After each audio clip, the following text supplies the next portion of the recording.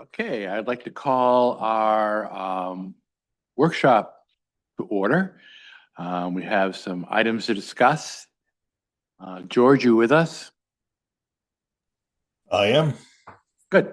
So we have all three of us. George, we're gonna do all our voting via roll call. So I'll just call your name and you go aye or nay or yes or no, okay? Sounds good. Good. All right. COLA percentage. Becky, what are they recommending? Usually the managers circulate in the fall, and I'll tell you with the new system, I can't print it out anymore. So I jotted it down. The ranges were between 3 and 3.3%. Although one town might drop back to 2.5%. So the overall average that some towns are doing are 3.06. Social Security is 2.8 starting next year. You know, that seems to be everyone's about in the 3% range for COLA. And these are towns, Minot, Gloucester, Berwick, Mapleton, Auburn, Poland, Mechanic Falls, so they're close by. Kate, what do you think? 3%? George?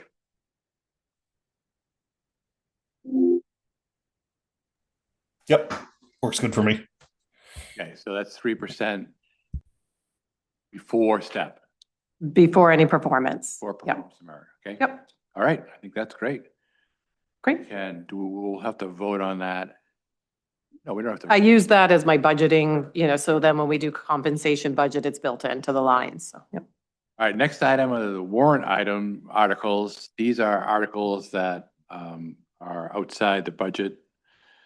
Trying to give Becky kind of a shot at what else we're looking at. So Becky, go ahead. What do you have so far? So I have a couple to see if you want me to put a placeholder again for the mill rate mitigation that we have done for the last few years. I can tell you right now that our unassigned fund audited value is 2.1 million as of June 30th. We have allocated 755,000 at the last town meeting towards that, but we also underexpended 294 from last fiscal year. And we underestimated our revenues at 291, and that all went into the unassigned fund, which is why our balance has stayed the same, even with allocation each year. I think we're positioned to be able to put something on the warrant and use some unassigned fund money. And what did we put on last? Up to 300, and we used all 300. Kate, what do you think? I think there should be a placeholder for mitigation. George, what do you think? Sounds good. Have the placeholder. So with no amount attached, but that's a good idea. Okay, Yep. that's one. Great. The next one I had was the North Yarmouth landfill. I think that's going to have to be a separate warrant article, and that's for putting in the water purification equipment in the two homes that have the wells that have the PFAS contamination. The interesting thing about this is, again, it's a 90% reimbursement back from the state, but we have to front the money up, and then we would receive up to 90% back. So in the end, our net, we're looking at about $700, but initially, we're going to have to look at some words of up to 10,000. Yeah. Kate? We have to do, If actually, there's no choice in this, I just think that some public awareness should be raised around asking for the 10,000. George?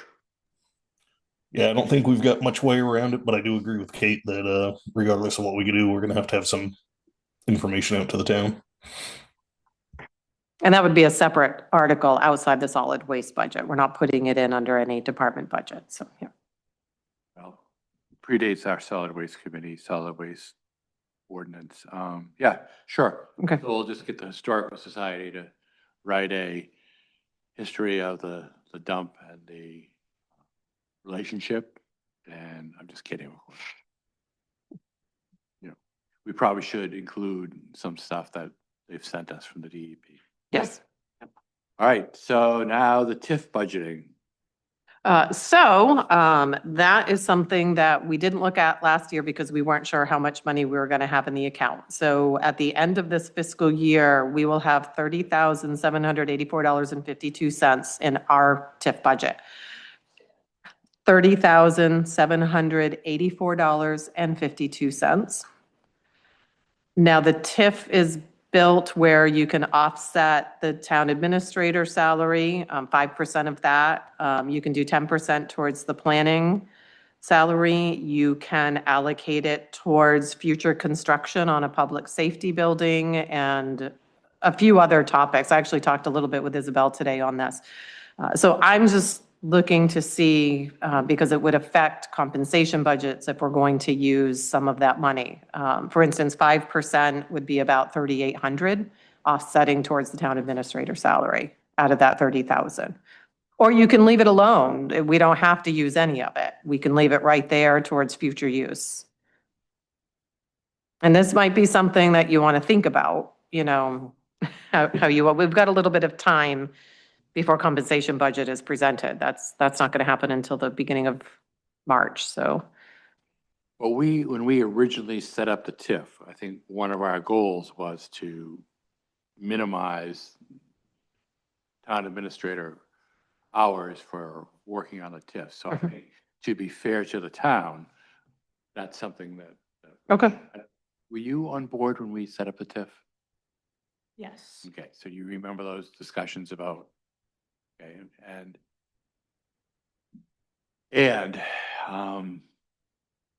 part of our discussion about the new planning position, this might be a perfect time to use the TIF money to help fund whatever hybrid we come up with. Mhm. So I'm not sure that saving this is I think we went to the taxpayers saying this is some way going to help us make government more efficient. I don't think they're interested in us being their banker. So, George, what do you think about using the TIF money? Would you just want to sit and think about it, or do you have any thoughts? It's $3,800. Roughly 3,800. Yeah. I mean, I kind of agree with what you said. It's one of those ones that it's there to be used, and it doesn't make sense for us to just really sit on it and hold it for the town. That's kind of exactly opposite of what it was there for. May we have a description of the possible uses of it in like an email? Absolutely. I can forward the binder to you, which has a chart, and it also gives the maximums. For instance, over the life of the TIF district, which I believe is 30, we did 30 years on that. The max amount of the town administrator salary that you could offset is 150,000. So we have to keep, check on those marks too. With the town planner, 250,000 is the max. So there are some perimeters in each thing.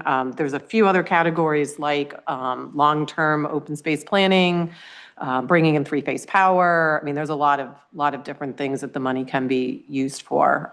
But I can forward that chart to you in the original binder. I had to look it up again today to be like, okay, what were the maximums? And maybe that email will be a reminder for us to keep it in the back of our minds so that we don't get surprised by it during budget. Right, because we'll have to keep track of the amount we spend in the different categories.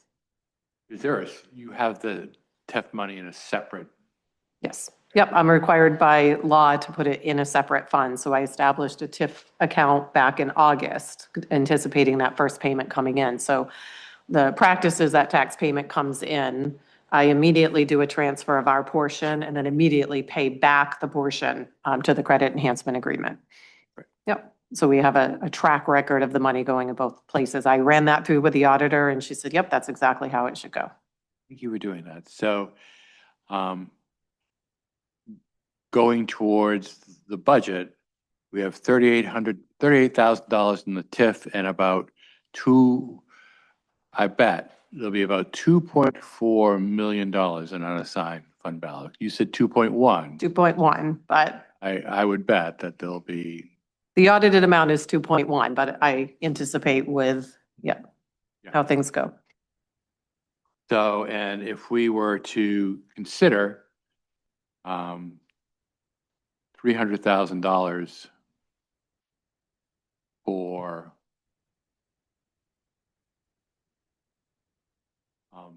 tax mitigation, that would still, I think that would still keep us around $2 million. Mhm. So it'll be another opportunity. I'm just thinking in terms of building warrant items. Mhm. Historically, we've put some of that in capital projects. We didn't do it last year. did They we? didn't ask last year. They didn't ask the year before either, probably. No. But I think there was a discussion last year and they felt that they didn't need it. They wanted to, Discussion was divided between using it for capital projects or using it for the project at hand. on a side note, I have invested half of the capital projects fund in a 4-week CD right now. It had the highest rate. And we'll be able to do a comparison. The bank rate dropped to 1.98%. I'm getting 3.45 on the CD on that money. And so we're hoping that we're going to make that money do a little work for us to help with some of that offset in the year's request too. That's good, and we were authorized to do that. Mhm. About timing, okay. So, is there any other items that we can talk about in workshop? I think a couple items will come up in the regular meeting as far as potential warrant articles, so we can talk about that. But I just know through the course of 6 or 8 and 9 months, we sometimes mention, oh, we'll want that on the warrant, and figured 4 minds coming together will remember those things. So if there's anything else. Where is the Conservation Commission committees? Process with the Poland Range Road? Are they going to? The chair called me late last week to talk about the process. I suggested that he could hold his own standalone public hearing on the same days that we're doing the other public hearings. It's going to be a warrant article if they request it. So the select board would be going over it anyway in the regular public hearing, but it might be worth its own standalone public hearing. So he jotted those dates down. And then I think they were going to work on a presentation to bring to the board ahead of that, and then plan on those. Suggesting it's going to happen this year? I think that's their goal. That'll be another one. How about the land purchase? That one we will need to talk about. That will need to go on the warrant as well. But in terms of planning, we should at least consider that being part of a potential warrant. And the North Pownell may come back with a request too. That's right. Yep. So I can put a placeholder for that one. I had a very quick email just suggesting, again, pick a project. Say, if you're going to ask for money, say, we need to upgrade the freezer for the food pantry. It's going to cost this much. We'd like $500 or whatever, try to keep it simple, but we need to designate a very specific thing that it's going for. And she said she'd get back to me. Because we'll have to talk about, whether or not we're going to be in a symbiotic relationship, or we can be the landlord, or what. That's going to require some thinking. Yep. Okay. And we'll have some ordinance Yes. about the impact fee. Will that be ready? Yeah, so I have a meeting, Kate, I've copied you on those emails with Natasha, who has recently joined North Star Planning. So she's coming on January 7th, I think we said, at 11 a.m. to talk about it. I also talked with Isabel Oxley today a little bit about it, and I have some forward movement with her on that as well. So I think that we'll be able to pull something, in the editing of those impact fee ordinances for June town meeting. Right. And perhaps we should have a placeholder for potential planning position. It depends on the direction you want to go. But in terms of building the warrant, we should Mhm. probably have something there. We're going to have to do something. It's currently budgeted in, so yeah, it's just the direction we want to go in. Budget in under an old model, right? It's budgeted under compensation and we have a consultant line under the planning board. So we have it in two Is that places. currently being occupied by North Star? Yeah, but it's not as much as we anticipated. Then is the budgeted item under compensation, the associate planning? Well, that was the town planner position at the time. We had a 30-hour-a-week town planner. Where did Mr. Schmidt, Then he came out of that line for his time. Yep, under that role. separate one for his? Nope. So. All right, I don't know. George, do you know of any other warrant items that outstanding from the budget that might need to be discussed at this moment or at this time? Not off the top of my head, I don't. Everything that we've talked about seems to be what I was thinking of. Kate Day? Okay, so, I think I'd like to just put it on the radar that there'll probably be a budget line item, and I'm not sure where the planning board will go with this, but depending on the fluidity of the Stetson Farm project, the road commissioner is going to recommend a peer review engineering study on that road. So I would think that that would go to the developer, but you know, at the developer cost, but I believe you're correct on that. I'd like to have it part of our discussion, just so that we are not, that we're not. John, what about the RFP that's out for the salt shed repairs? Oh. Do we want to tentatively put in a article for that? Thank you, George. That was the one I was forgetting. Yeah. Where are we at? So we have the RFP out for the engineering study. We did have one person that I'm aware of come and do a site inspection last week. So the deadline for any question submittal is Wednesday, and then they should be submitting, I believe, January 8th prior to our January 12th. So hopefully on January 12th, I'll have some proposals. That coincides with the Ampian presentation as well. Right. And that'd be interesting because they have put money towards a salt shed. Right. That's correct. Yep. Could you repeat that? So the community solar project company partnered with a town and put money towards their salt shed. I believe it was their salt shed roof. Mhm. Based on having a certain number of residents also sign up for community solar.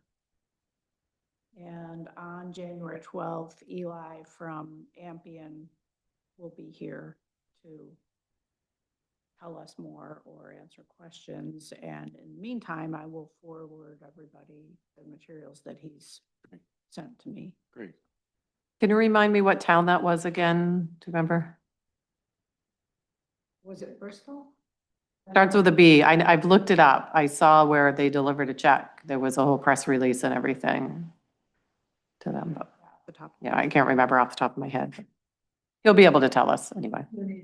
Yep. All right, so getting back to the warrant, there'll be a potential budget item for salt shed repair. Mhm.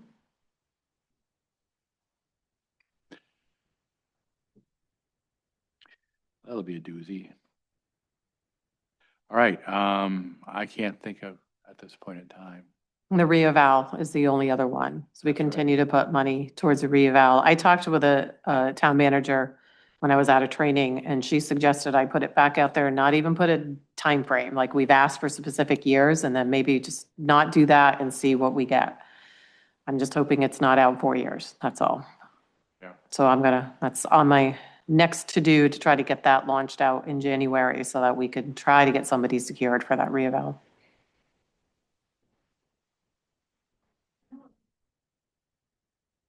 So a lot of what happened, well, first, there are some companies that just have their contracted people on a schedule and they don't want any more towns. So there's that group. And then a lot of towns that were due right about 2020, 2021 sort of stopped to see what was going to happen with COVID in the market. And now they're trying to catch up. So all the towns that were due earlier in this decade are getting done now when it's time for towns that are, on their regular rotation to get done, and it's pushing everybody back. So we're due in 2026 and we can't get anybody, we haven't been able to get anybody to respond to the RFP for 2027 or 2028 when I put it out for both those years. And it's just because they're backlogged. And Donna Hayes even reached out directly to companies she's worked with, and they just said our schedule's full. We just can't pitch in right now. So just going to keep trying. So while we're still in workshop, which more time do we have? We are at 6:20. We have positions that need to be filled, these. So budget was one we talked about a couple weeks ago, so we did put that in constant contact today.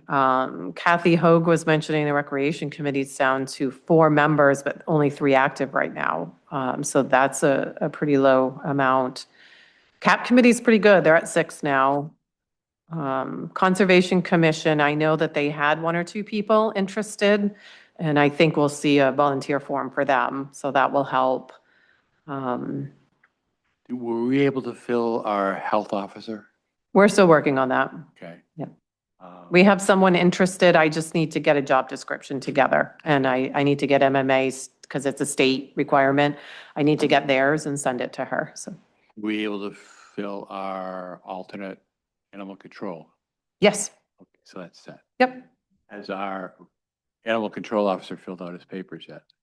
He's been working on stuff. Yeah, all that stuff is in. So he is good to go there. He is signed up for the course. We've got him all enrolled in the state's ACO, along with the deputy ACO. That one's enrolled as well. Can we set up a time for a reschedule for the road commissioner? Yes.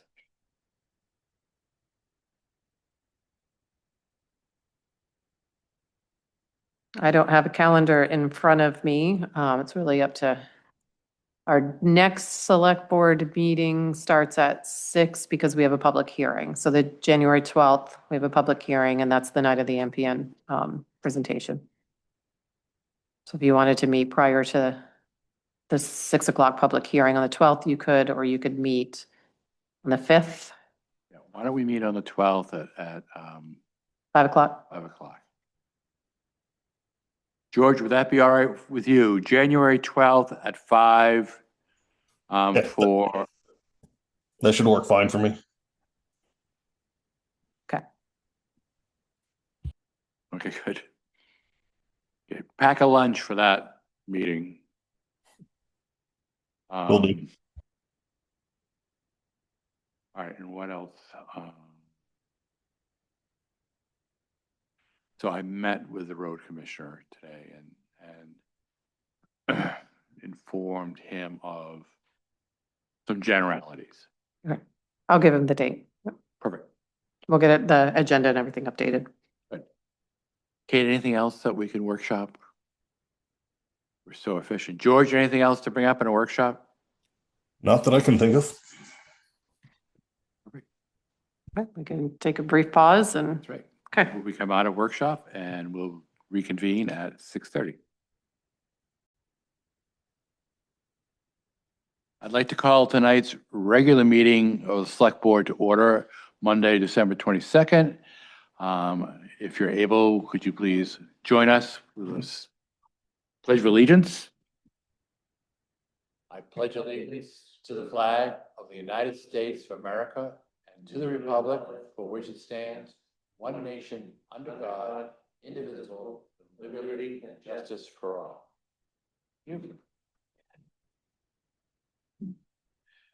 Next item on the agenda is accounts payable warrant. Fiscal year 26, AP warrant number 15, the amount of $432,008.03. I move that we approve fiscal year 26 AP warrant number 15 in the amount of $432,008.03. Second it. It's been moved and seconded to approve AP warrant number 15 for the amount of $432,008.03. Is there any further discussion? Seeing none, I'll call a roll call. Kate Day, Yes. George Pottle, Yes. John Morris, yes. Motion carries. Next item on the agenda is payroll journal number 245 in the amount of $11,883.46. Move that we approve payroll journal number 245 in the amount of $11,883.46. Second it. Been moved and seconded to approve payroll journal number 245 in the amount of $11,883.46. Is there any further discussion? Seeing none, Kate Day, George Pottle, Yes. John Morris, yes. Next item on the agenda is minutes of the previous meeting. This is December 8th, 2025, regular meeting, and December 15th, 2025, executive session. Let's just go one at a time. December 8th, 2025, regular meeting. Move that we approve the minutes of December 8th, 2025 regular meeting. Second it. Been moved and seconded to approve the minutes of December 8th, 2025, the regular meeting. Boy, these are great minutes. Is there any further discussion? Seeing none, Kate Day, Yes. George Pottle, Yes. John Morris, yes. Motion carries. Next item is the exec. I move that we approve the minutes of December 15th, 2025 executive session. Second it. Moved and seconded to approve the executive session minutes of December 15, 2025. Any further discussion? Seeing none, Kate Day, Yes. George Pottle, Yes. John, also your microphone's off. how did you see? Thank you, George. And John Morris says yes, so motion carries. Next item on the agenda is public comment on non-agenda items. An opportunity for any resident of the town of Pownell to step forward and be heard by the select board at this time. Is there anybody from the town? Step forward and be identified.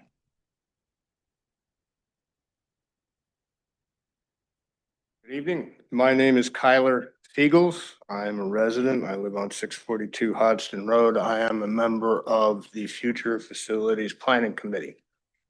I'm here to basically give you a quick report, make a recommendation, I think. I think that's what I'm here for. Why don't you sit here, George? Kyler? All right. Better right here. More comfortable and you can take your time and, To reference my stuff. yeah. During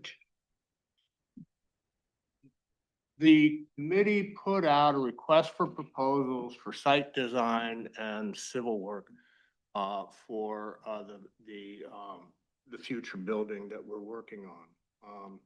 We got a total of 7 responses, which was quite good, I thought. And one thing that assured is that we would get somebody competent and capable. We spent quite a bit of time reviewing the 7 applications, and we came to a near unanimous decision that BH2M is the right firm for the job. Would you like to know why? Yes, I'd be very interested, seeing that there are some very reputable people that There are some very good firms. there are. very good firms here. The reason, there are a number of reasons why we feel that BH2M is probably the best firm for this job. I'll start with money. That it almost always comes down to that. They came in with a price of $67,000. They were the lowest. That was the lowest estimate for the job. It went all the way up to $118,255, or $118,255. I know BH2M. I've never personally worked with them, but I know of them. They've been around for a long time. I've been hearing from them for years. They have a good, solid reputation. That's one reason why I personally am very, very comfortable with them. Another reason that we were attracted to them is because we feel that they are just about the right size firm for a job like this. I think that it's a good idea to match the size of the job to the size of the firm. And for example, Sebago Tech, which is a top-notch firm, they would be very, very well qualified. I think they're just a little too big. I think that it may be, I'm not saying that they wouldn't do a fine job, but I think that it's a little easier to get lost in the woodwork with a really large firm. This is not a large job. So Sebago Tech is great when you get into the $100 million range. But this is just I think this is just a kind of a filler job for them. I can tell you why we eliminated some of them if you're interested. I'd love to hear some. Okay, Harriman Associates, for example. There was quite a discussion, and we will get into this later on. There was quite a discussion on permitting and cost of permitting. Harriman did not mention permitting fees at all. There was no discussion whatsoever. And to my mind, and to the minds of others on the committee, that was a disqualifier right there. They didn't discuss one of the critical aspects of this job. They didn't even mention it. It should also be noted that Harriman is the only firm that is not specifically civil engineering. Harriman is a full service. I know Harriman very well. And here again, I suspect that they were going after this job because they need to fill a slot in their schedule, which is legitimate, you know, and that's not to say that they wouldn't have done this a fine job, but none of us were comfortable with going for a firm that didn't even address permitting. Let's see, Dubois King, we decided against them in part because they're from Bangor. You know, it's a little outside of, I mean, it's not massive, but it's a little outside of a little far. And they did mention, you know, travel expenses. Sebago Tech, we've talked about them. They're one of the highest at 114,785. Everybody felt very comfortable that they would have done a fine job, but it just, you know, it's a lot of money. And that does point out one of the reasons why I think it's important to gauge or to align the size of the firm with the size of the job. Sebago Tech has huge overhead.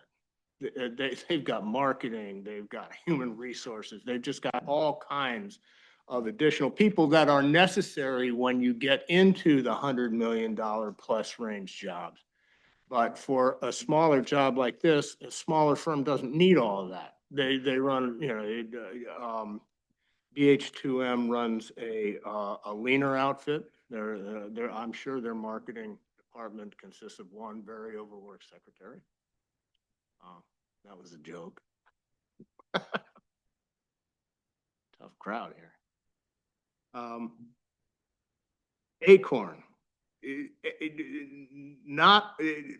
Some people are okay with Acorn. I've heard, I've never, I don't have a whole lot of experience with them. I think that they're primarily residential. I can't say for sure. But here again, our comfort zone, or my comfort zone, tends to be in firms who are familiar with the types of jobs that we're doing, or the type of job that we're doing. BH2M is very familiar with that. Wright Pierce, another one, they are on the way high end of the price schedule. I have no doubt that they would have done a fine job, or that they could do a fine job, but they're awfully expensive. SME, it's a firm that I'm not familiar with at all. I can't really comment on them, except to note that they are the second highest price. So when it came down to it, BH2M was the firm that we're most comfortable with. So when you mention size, sort of correlation of size, can you like flesh that out a little bit? Do you mean that they have 8 engineers as opposed to 80 engineers? It would, Exactly. It's I think it's 10 they have. And there's this came up during our general discussions. And I can't get into the exact specific numbers, but firm size is very important as regards the kinds of jobs you can go after. Now, there are any number of 1- and 2-person firms. And I'm talking about civil engineering, landscape architecture. I'm talking about architects. I'm talking about structural engineers, any one of them. All right. Across the board, it's not exactly a formula, but this rule kind of takes place. You can run a 1- and 2-person job, or 1- or 2-person firm, and that's okay for the smaller stuff. It's very difficult to have a firm that is 4, 5, 6, 7 people, because you're not large enough to get larger jobs, but you're too big to rely on all the little stuff. And so when you get into about a 10-person firm, that's when you can start getting the size jobs that gives your firm more or less reliable cash flow. You can get jobs that are going to last long enough that you can keep looking for other work. So I'm not sure that I answered your question exactly, but BH2M here again. okay. No, you didn't, but that's okay. I don't know if there's any answer to that. Kate, do you have any questions? So are you kind of saying that you feel like BH2M is a firm that's not too small or too big? Yes, they're just the right size. Good to hear from George. George, what do you think? I know you don't have all the information in front of you, but, oh, you do?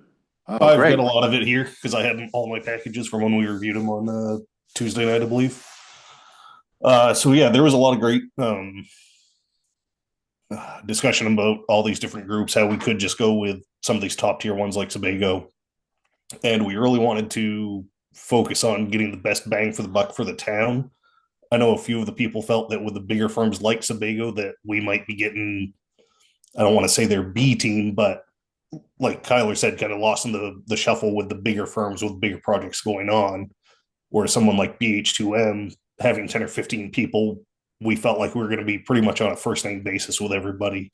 So between that, their locality down, and I believe it was Gorham, so they're fairly close by, and the fact that they could, be almost one-on-one with us was kind of great with their cost savings compared to everybody else. All right, so, so we're, the board is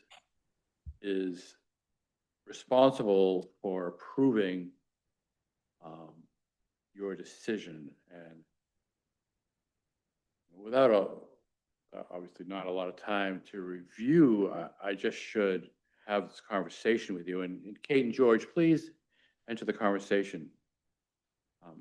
If we agree and approve this, then this ship leaves the dock, and you will, the board will basically be signing off on the Future Facilities Committee's recommendation. So the flack, if any, comes without, I'm telling you, I haven't had half a second to review of this. So I'm just letting you know that you know far more about this than I do. I would certainly defer to you. Just know that in deferring to you, we're kind of putting the select board in your hands. You understand what I'm talking about? Oh, I do, very much. And that's not at all judgment on your decision-making policy. I'm just trying to let you know what we have to consider when and I don't know if, and Kate or George, please, I don't know if I looked at all of these things, if I would have any further insight into what board or what, and Tyler certainly has, in other words, I don't have the technical knowledge to even understand some of the parameters. I just want to caution the board that, the ship will sail if we approve. We have to go a little further. There's a little more to this conversation that you have to hear. Let's hear it. You will recall that that in order to apply for any grant money that is there, this project has to be shovel ready. Mm-hmm. And for the life of us, we can't find out, we don't know what that means. The closest thing that we can get is that a project that the project has to have site approval, which is why we have been focusing on the civil engineering aspect of this. Now, during the course of the request for proposals and during the discussions that we had the other night, the question of permitting in relation to site approval came up. A number of firms during, when they were putting together their proposals, wanted to know what kind of permitting was necessary. And because we didn't exactly have the answer to that, we said, please break it out as a separate price and give it to us. Mm-hmm. We'll get back to you later. Now, in reviewing the permitting aspect of these proposals, hold on, Sebago Technics identified what is called SLODA, Site Location of Development Acts, and they stated that they thought that we would have to get a SLODA permit. Another firm, and I don't recall exactly who it was, identified SLODA, and they said, we don't think you need it, and so we're leaving it out. BH2M, along with everybody else, didn't mention it whatsoever. After we decided that BH2M was probably the firm that we wanted to select, we decided, and I volunteered to go speak to them about that. And I did. I drove down to Gorham and talked to them about that. And they said, we don't think you need it. We didn't mention it because we don't think you need the SLOTA application. And I said, well, what I want you to do is write me a letter to that effect, and I want you to tell me how much you think it will cost if in fact we have to do it. Because the point being, and this is in part to your point, John, we want to be very careful with the money we spend. Mhm. We don't want to spend any more than absolutely necessary, but we need a product. We need something. Mhm. And we all feel that. So I did get a letter from BH2M in which they identified a potential additional $6,000 fee for individual stormwater management and an additional 22,000 for the SLOTA, which they don't think is necessary. But worst case scenario, the way that adds up, if you look at their $67,000 fee, it would come out to $95,000. Additionally, and traditionally, these firms don't cover the permitting application fee themselves. They make out the applications, but traditionally the owner pays for those. And so we are looking at, I just want you to be aware of that. I don't want to have to come back with surprises. Mhm. I appreciate that. I don't like surprises. Yeah, no, not when it comes to money. So we're talking about, potentially $95,000, although it looks to be closer to 67. And then the cost of permitting. How much are permitting fees? I have no idea because we don't know exactly what we have to go for. And, boy. So would somebody like Sebago have included that SLOTA or whatever it is? What Sebago Tech did is they identified they said, we think you need it. And then they said, but we don't do that. We think that Flycatcher should do that for you. Yeah. So Sebago Tech quoted a price of $114,785, but that doesn't include SLOTA if in fact it's necessary.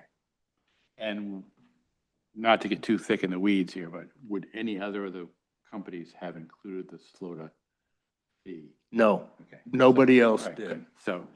So it's still apples to apples here. Is there any other thing that you would like to bring up before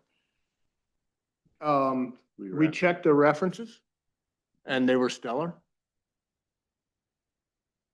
Of this BH2M? Yeah, of BH2M. Great. I appreciate you doing that. That's really important. Yeah. Any questions?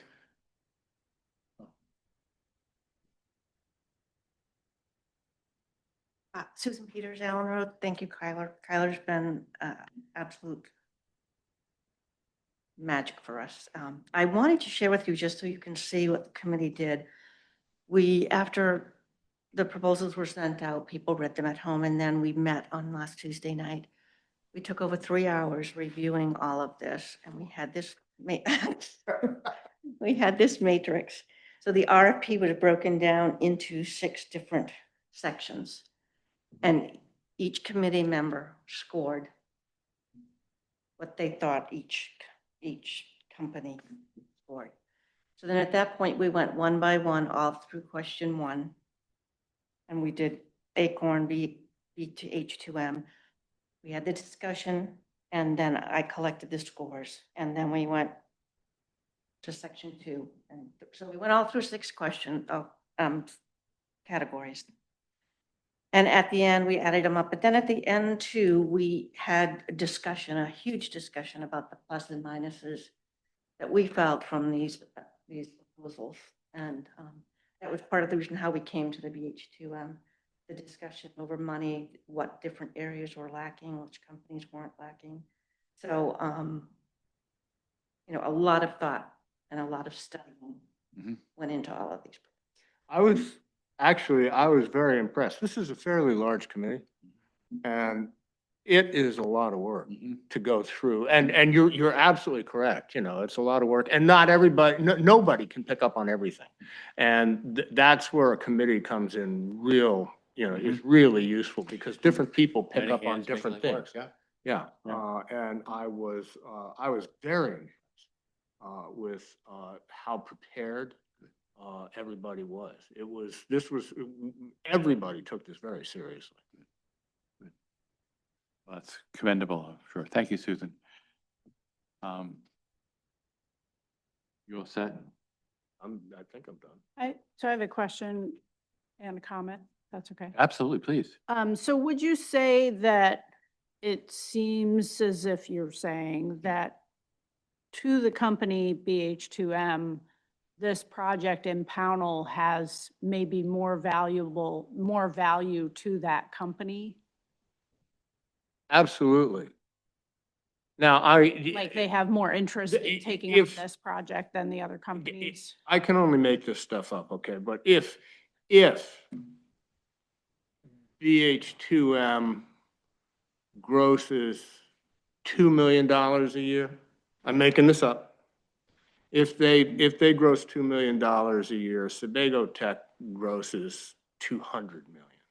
I mean, it's just, yes, this is proportionately a far more important project to BH2M than it is to Sebago Tech. And I'm not denigrating Sebago Tech. I'm just picking them as because most of us, certainly everybody in the business knows Sebago Tech. I've worked with them before. Yes, it is proportionately a very much more important project to them. George, any thoughts? You were there.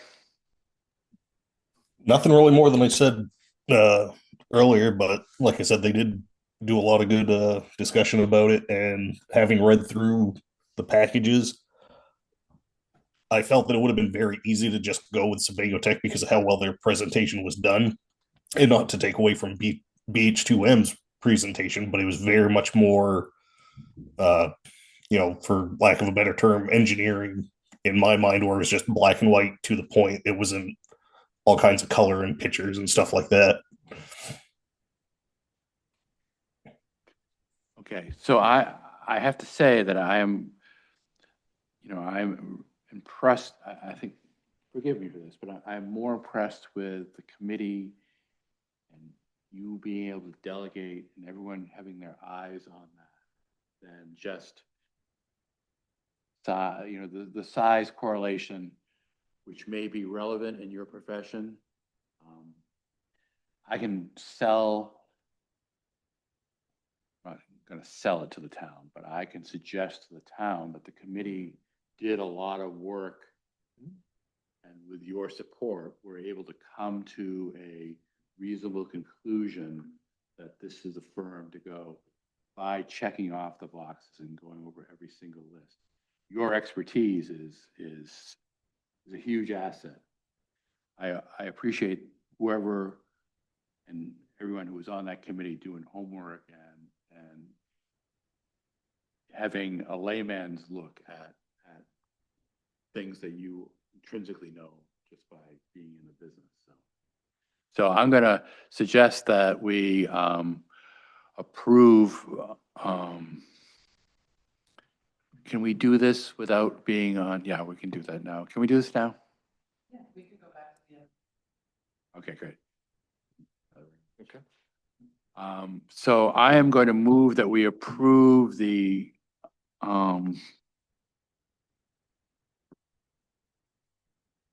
Future Facilities Committee's recommendation to enter into a contract with BH2M for civil engineering and landscape design services for up to $95,000. I second. It's been moved and seconded to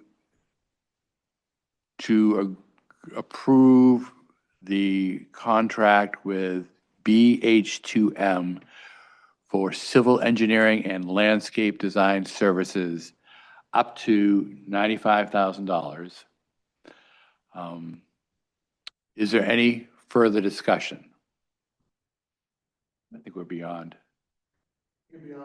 I think we're beyond public comment. I hope it's not.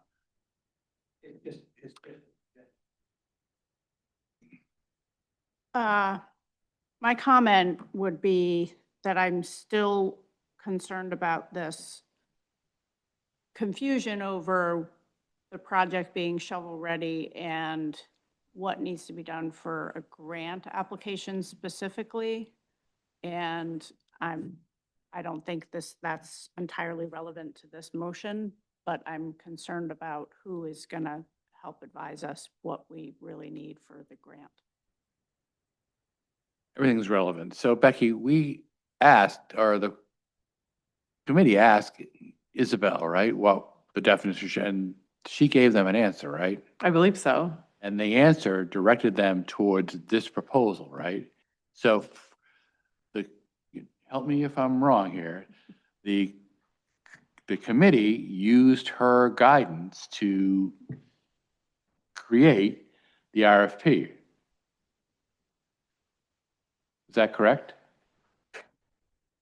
I mean, we were talking about the definition of shovel-ready as far to the best of our knowledge, having asked, can you just tell me what Isabel's last name is? Oxley. Isabella Oxley of. The other thing that we needed, in my understanding, to be shovel-ready and be ready for this, for the grants, is support from the town, which we have proven from the last, 3 years by them approving the different, the different steps to get there for the application. So But in terms of the technical aspect, this that's my RFP. understanding. Now that we've entered into public comment again, what was your recommendation? I just wanted to mention that in the contract, that's probably going to go to the lawyer to review. That it is. yeah. Awesome, that's just. That it is. That was Jesse Peters, Allen Road. I identified you. Fire. To answer your question, yes, at that point now we would get a contract. It will go to the town attorney and it will, be vetted from there. I mean, not to wander down this rabbit hole, but that's a very hard definition to pin down. Yeah, and I'm sure it will continue, and I don't think we can hold the committee responsible for a definition that many people have sidestepped. So we'll just have to have some faith. George, any further comment in this discussion period? Because I'm going to have a roll call vote. Nope, none for me. Okay, so Kate Day, Yes. George Pottle, Yes. John Morris says yes. So thank you very much, Future Facilities Committee, and onward we go. Well, thank you for your time. I really appreciate you were able to make it almost understandable, which, well, and that's, we are civil people that are just trying to do our best and find our way and for what's the best interest of the town. So and please, Susan, pass on, hopefully all the committee members are watching this meeting and our total gratitude for all that work. I know it's probably not coffee table reading. Yeah, that's good work. Yeah, that's good work. What comes next with this? So just because of the public's We'll need to alert BH2M that we are moving forward with them and they'll send us their contract and then it goes to our town attorney. Typically, the town attorney does usually have edits that would go back to them for acceptance. So there will probably be some go back and forth. Once we have solidified the contract that everybody is happy with, it would come to you to approve the contract. We're hoping for that to be January 12th, depending on how quick people can review and get these things to me. Rich, could you step up? Because I know people are listening. This is your call, not mine, or the select boards, but if possible, I'd like to take a look at it, at the contract, just to see if they're, you know. Absolutely. Yep. Yeah. Thank you. After the, we'll let our attorney look at it. We'll give you a copy as well, but of course, the attorney is the final. No, I understand that, but there sometimes. Yep. You pick up on stuff. Absolutely. I'll keep you in the loop. Yep. Perfect. All right, so let's send it along and Merry Christmas, right? Okay, so getting back to the department head reports. Department head reports can be viewed on respectable websites. Go to the department, the report is there. Kate Day, do you have any questions for the department heads that are present here? No. George Pottle, do you have any questions for the department heads that are here? I do not. And neither do I. Do you have anything to report out, Kate Day, at this time? No. George Pottle, do you have anything to report out at this time? No. Neither do I. Under new business, the RFP, we've done that. Casco Bay Trail Management District. Let's make it 2 or 3 more words long. Okay, Becky, you're up. Sure. So you received an email from Ian Nichols, which I have printed off along with an attachment of the membership agreement. And I did send this membership agreement to our town attorney, Ben McCall, to look it over. And he did mention that in this agreement, keep in mind that the agreement needs to be approved by town meeting next year. So this would be a warrant article that we'd need to have. And the FY27 budget would also need to appropriate $5,000 for an administrative fee, and the same in FY28. So I think I have some follow-up questions on this. If we choose not to join, or if town meeting vote doesn't approve this, what happens? This is for that 1/8 of a mile, 1/4 of a mile section of the railroad over Allen Road. Yeah, I think there's some follow-up questions here, thinking about this. Kate Day, any thoughts? Nothing at this time. We'll also need to appoint potential representatives to serve, so we can appoint one person plus as many alternates as we want. It doesn't have to be a select board member for any of those positions as well. George Pottle, any thoughts about the Casco Bay Trail Management District?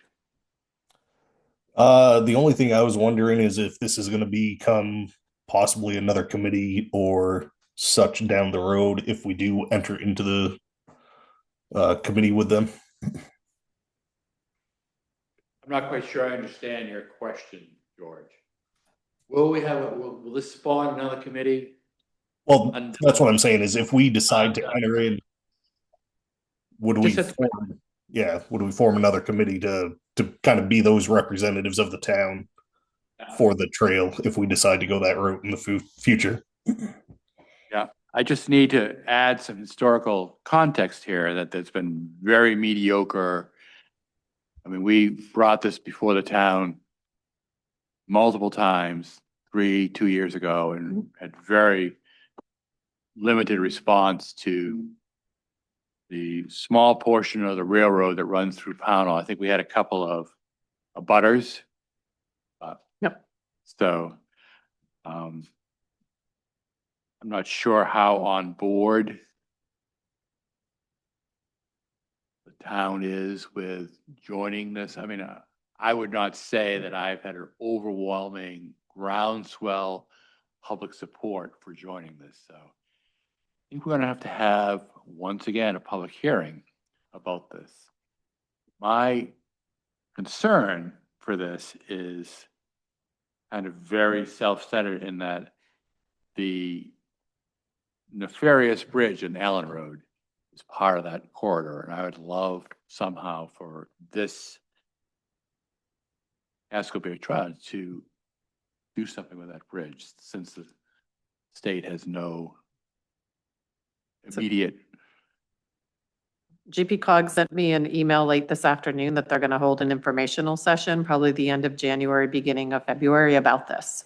About the. About this whole agreement and this committee or board or whatever it is.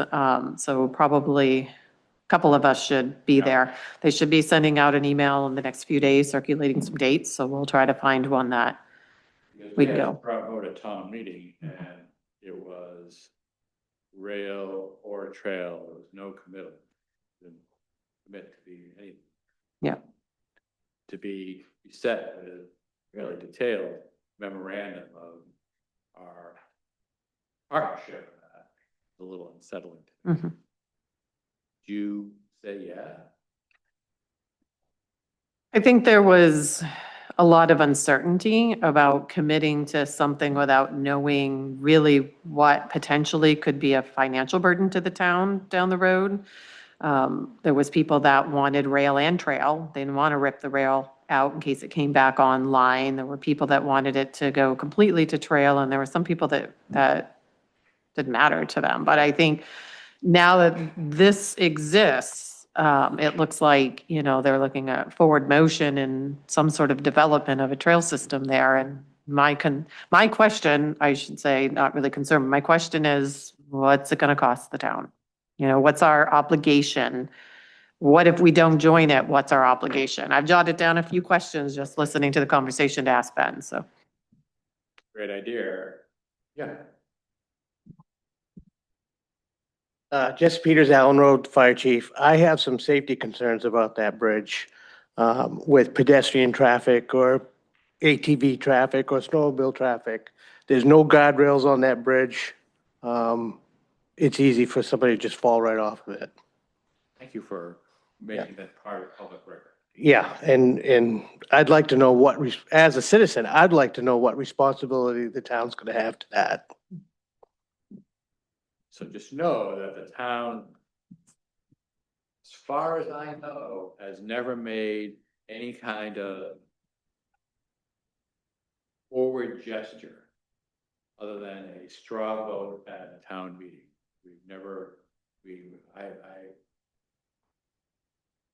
I attended one meeting and thought, and they were talking from my perspective, 74 and old, a lot of gibberish about trail systems but no talk about stewardship or who's going to clean up the mess or what happens if there's ATV accident or what are the responsibilities to the abutters. I mean, there's just so many issues. I'm not sure. So, okay, so what do we need to do with this? We need to put it on a warrant, that's for sure, but it's going to Ben. Yeah, he said for me to follow up after our meeting tonight. I've jotted down a list of questions, just in our Is there discussion. action required on this? Not at this point. I just wanted him to look it over. So when we had a discussion a little bit to bring awareness of steps in the future, but I think we need to find out when this GP Cog arranged meeting is going to happen and attend that, ask some of these questions that we've just talked about and see what Ben says to that and make an informed decision, hopefully down the road. Well, please include Mr. Chief Peters' comment about the bridge. Absolutely. That Yep. is, for me, a deal breaker. Well, the question is too, Allen Road is a state road, underneath. So, how does the state have any involvement in fixing that bridge? I don't know. That was a question that I have heard recently. Well, that's a question that's been kicked around for 30 years. Okay, well, we'll just kick that can down the road again. Oh boy, I love all these. I know you like acronyms. ADA assessment with GPCOG for website. Okay. Great. So coming in 2027, our website has to be ADA compliant. Now, we've made some steps forward by having the agenda software and by the recently refreshed website. That took care of our font, contrast, and size and standardized things. But there's going to need to be at least an accessibility button that I'm aware of, but there might be more. And so GPCOG has partnered with Dorigo Interactive to do an assessment. Ben thinks this is good money to spend right now to find out. We're under no obligation other than $1,500 for the assessment. If I choose to go further down the road with Dorigo, then I'd come back and ask for more money. But it would at least tell us what still needs to happen and how to get there. So we're in compliancy by 2027. All right, so So I think I printed a clean copy for you. The rest of us have drafts. what's our financial? $1,500, and I have a consultant line that this would fall under in the general government budget to pay for it. George, what do you think about the GP cog, MOU ADA, through Durago Interactive? We need to come up with $1,500. We have it in a consultant line. It is to try to meet or beat a 2027 ADA compliance law. George, Sounds like it's money well spent to me. 8-day? Yes. Okay, I move that we enter into a memorandum of understanding and appropriate from our consultant fee $1,500 to contract with Durago Interactive to Second. assess our websites. Yeah, it's a big one, George, to assess our ADA compliance. Now, George. I'll second it. Right, it's been moved and seconded to enter into the memorandum of understanding and appropriate $1,500 to pay Durago Interactive for an assessment of our website of ADA compliance. Is there any further discussion? Seeing none, Kate Day, Yes. George Pottle, Yes. John Morris says yes. Thank you for that work. That's a lot of stuff. Oh, I gotta sign that. Yep, you got it signed. Thank you.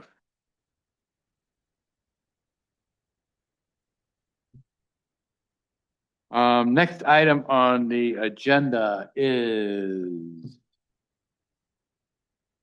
AI policy draft.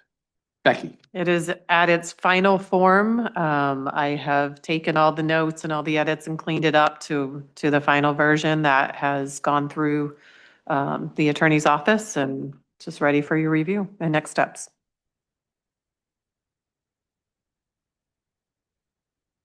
When will we see that? You have a copy in front of you now. 2025.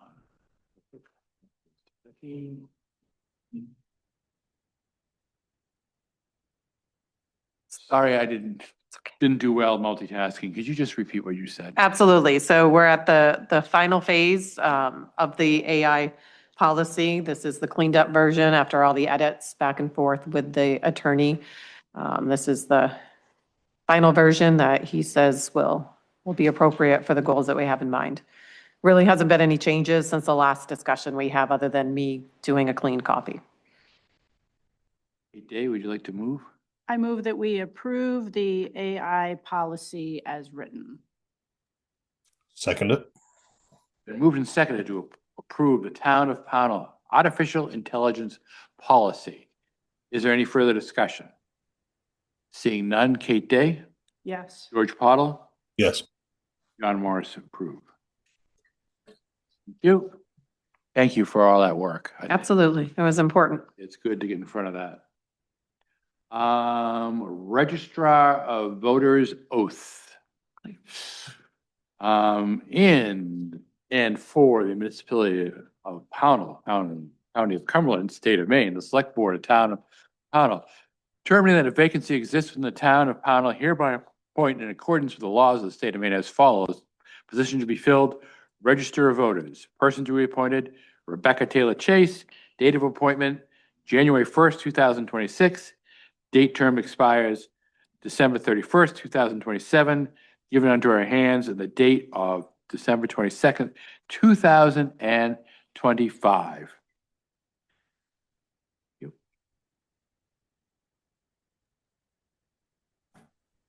I move that we appoint Rebecca Taylor Chase to that said position.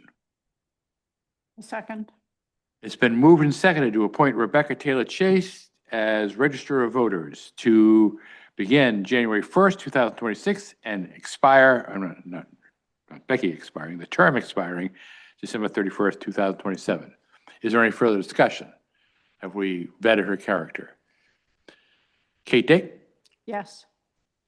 Just for the record, under discussion, the state has a statute around the registrar of voters, which is why this one falls outside of our normal July appointments, June and July appointments. George Pottle? Yes. Jonathan Morris? Yes. Thank you. Rebecca Chase, same information for Deputy Register of Voters. Position to be filled January 1st, 2026. Term expires December 31st, 2027. Person to be appointed, Pascal Del Sol. I move that we appoint Pascal Del Sol as Deputy Register of Voters. Term begins January 1st, 2026. Term expires December 31st, 2027. Second. Moved and seconded to appoint Pascal Del Sol as Deputy Register of Voters. Is there any discussion? Seeing none, Kate Day? Yes. George Pottle? Yes. John Morris, yes. I move that we appoint Crystal Hall, Deputy Register of Voters. Date of appointment to position January 1st, 2026. Term expires December 31st, 2027. Yes. Second, I second, sorry. and moved and seconded to appoint Crystal Hall, Deputy Register of Voters. Is there any further discussion? Seeing none, Kate Day, Yes. George Pottle, Yes. John Morris says yes. Thank you, all three. Appreciate that. That goes here. Next item. Any other new business? We have given you permission as a board, right, George, to make the determination on Wednesday, if it is unfeasible to travel, to close the office. Is there any further discussion with that? Because I just sort of blindsided Kate Day and George Pottle. We don't have the RSU canceling, so we need to give authority to our esteemed town administrator. I would second that. Thank you. It's been moved and seconded to give the town administrator authority to close the office if travel warrants it on Wednesday. Is there any further discussion? Seeing none, Kate Day, George Pottle, Yes. John Morris, yes. Okay, so I'll check in with the road crew in the morning. Just for the record, the office is only open till noon anyway on Wednesday. It's a half-day holiday for us, so. well, certainly as long as you post it. Yes, yep. We put it on all the news channels and on the town sign. Okay, old business. Any old business? How'd the holiday party go? It was great. Food? I think we had a good time. Yeah. Good. Yes, unfortunately, Good. we had some homemade brownies, gingerbread whoopie pies. Pascal was making grilled cheese with her Wow. panini press. So yeah, I think we had a good time. Sorry I could not make it. I have the curse of the working class, a job. All the more Cheetos for us. I understand that there were some that were consumed inappropriately. Is there any other correspondence? Great. Once again, I just want to thank the Future Facilities Committee for all their work. I had 2 calls. I just need to report this, asking whether or not the ice was safe on Runaround Pond to skate on. And I was able to say, without any doubt in my mind, that that is outside the jurisdiction of the town of Pownell. So, just so you know. You can't make this up. I move we adjourn. Quickly, under any other business, trash pickup is delayed both this week and next week by 1 day. So trash pickup is going to be Saturday this week and Saturday next week. We've gotten a post up on the website. I've asked Jaylene to put a few reminders up over the next couple weeks, and I put it on the town sign, but they pushed back a day when the holiday falls during the schedule in this area. All right, is there any other business? Have we forwarded the email to the North Pole about naughty and nice? Not yet. That's my tomorrow job. I move we adjourn. A second? All in favor? Yes. Yes. Yes. Thank you. Thank you.